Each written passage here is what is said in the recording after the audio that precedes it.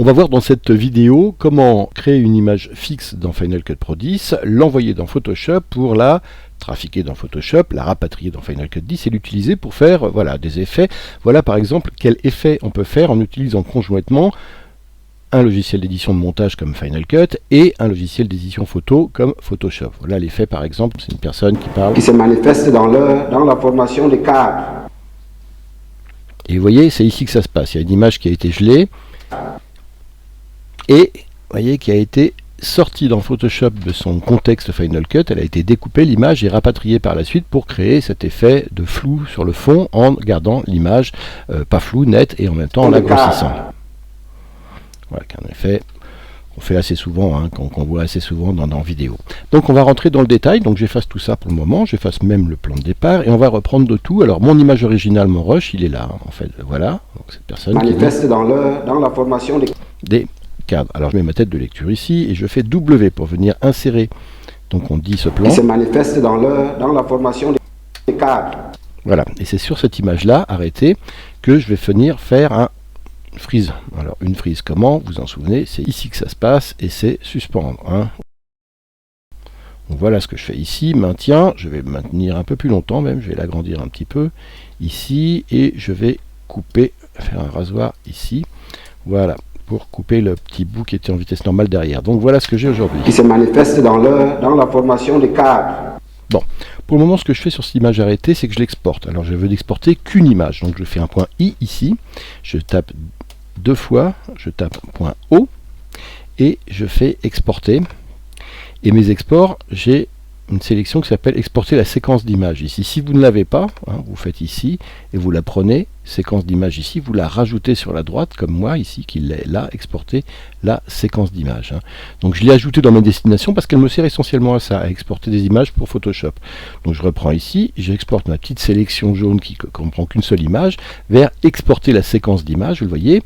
Alors dans les réglages, donc ici je vois qu'il n'y a qu'une seule image, c'est écrit ici.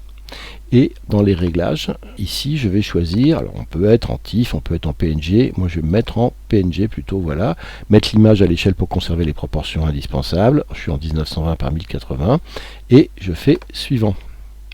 Et je vais appeler mon image, pourquoi pas, allons-y comme ça, sur mon 1, ça marche.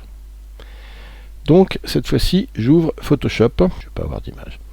Donc j'ouvre Photoshop ici et je vais faire ouvrir et je vais cliquer sur mon image. Elle est dans la valise qui s'est créée Camrout Foot Féminin.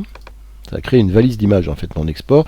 Et voilà mon image qui est là, l'image numéro 3194. Bon ben voilà, très bien, elle pèse 11 MO, je l'ouvre. Et vous allez voir ce qu'on retrouve ici. On retrouve ici mon image. Maintenant il faut que je fasse un masque avec ma personne ici et sa feuille de papier. Alors pour cela, je vais utiliser le lasso magnétique de Photoshop. Alors, si vous êtes sur GIMP ou sur un autre logiciel, vous faites de la même manière. Il faut faire un masque avec mon personnage ici. Donc je pars en bas ici dans le coin et avec mon lasso je vais essayer de bien suivre la vareuse. Alors là il faut faire attention parce qu'il y a du noir autour donc ça risque d'être assez mal découpé. Voilà, ici ça bat. Après attention au blanc ici sur blanc également, la découpe risque d'être mauvaise donc il faut que j'y aille avec précaution.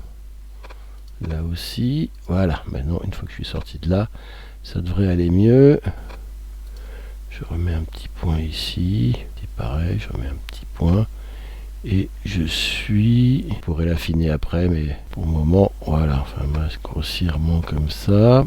Pas super habile avec le lasso, il y a des gens qui sont beaucoup plus que moi. Mais bon, on va essayer de faire ça à peu près bien ici, c'est tricky, il faut faire attention.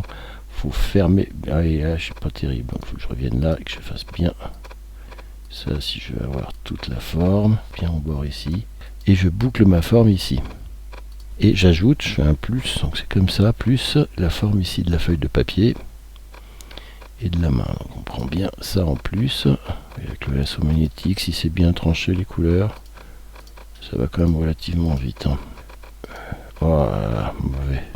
Voilà, j'ai ce masque là qui n'est pas parfait, vous voyez ici, mais bon, allez, ça ira pour notre démonstration. Donc ici, je reviens sur mon outil flèche et calque ici. Donc j'ai mon calque sélectionné ici. Donc hop, ensuite je fais calque, un masque de fusion, faire apparaître la sélection, pof, et là vous voyez, j'ai plus que ça. Et cette image là, je vais la sauver. Donc je fais hop, enregistrer sous, et je fais calque pour FCP10, et je le sauve sur mon desktop, Maximilian Map, ok, voilà, pas mal pour cacher Photoshop. Bon, je vais masquer Photoshop. Je me retrouve ici, je peux enlever la désynchronisation, je sais que je suis sur la bonne image, et je vais importer, donc il doit être sur mon bureau quelque part en dessous, le calque, voilà, il est là. Donc je le prends, tout simplement, je viens l'ajouter ici. Alors il y a un plus, hein, et vous l'avez vu dans mon événement précédent, quand il y a le plus, c'est qu'effectivement dans mes préférences, hein, j'ai réglé d'importer tous les fichiers dans le dossier Final Cut Event, donc ce plus me signifie que je le colle dans ma timeline, mais qui va être ajouté en même temps dans mon event,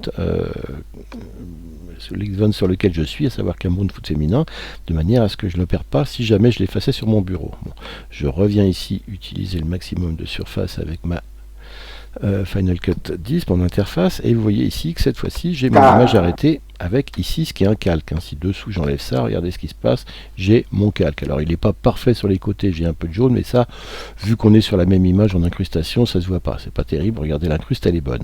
Simplement ici maintenant, ce que j'ai ici, vous le voyez, par-dessus, c'est uniquement mon bonhomme. Donc je vais pouvoir l'animer et le faire grossir. Et le fond, je vais pouvoir le flouter, ce que j'ai fait tout à l'heure. Alors le fond, je lui ajoute d'abord un filtre de flou. Donc je vais dans mes filtres ici, et dans mes flous, ici, je prends un flou gaussien, je l'applique ici, et je vais mettre un point clé, c'est-à-dire que je vais le faire jouer à partir de là, mon flou. Donc ici, par exemple, je suis sur 0, je crée une image clé, ajouter une image clé, j'avance de 1, 2, 3, 4, 5, 6, 7, 8, 9, 10 images, et à partir de 10 images, je vais avoir un flou à 50%. Je relis pour vérifier, j'ai un flou, vous voyez, qui commence à partir de l'image arrêtée. Formation des cadres. Donc maintenant, ce que je vais faire, c'est que je vais aussi jouer sur la taille de mon bonhomme, ici. Pour le moment, je mets une image clé sur sa position, donc j'ajoute une image clé, et puis je vais un peu plus loin, par exemple ici, et là, je vais jouer sur sa position et sur son échelle. Donc j'augmente son échelle, comme ça, en même temps, vous voyez, il faut que je corrige sa position de manière à ce que ça cache. Alors on voit que la feuille de papier ici, il y a un jeu qui se fait, on la voit ici, mais ça c'est pas très grave. Donc le plus important c'est de cacher cacher en dessous mon bonhomme précédent. Oh, ça peut être moins prononcé en même temps l'échelle, hein. J'ai peut-être fait un peu fort là. Allez, on va le faire que comme ça, et on va rechanger un peu la position. Voilà, c'est plus soft. Et puis la dernière chose, c'est qu'on met un titre. Bon, on va en choisir encore un autre, sympa. Celui-là, un avec titre et sous-titre. 4 coins, pourquoi pas celui-là? Hop, allez, on essaye celui-là. 4 coins, on le dimensionne à notre image, ici. Et alors, autre chose que je n'avais pas montré encore une fois, si je veux jouer sur les titres, je fais ça, je clique sur le premier. Alors, au lieu de titre, je vais dans texte, ici, je vais mettre formation, et là je clique sur le petit flèche là en haut, et hop, ici j'arrive sur mon sous-titre.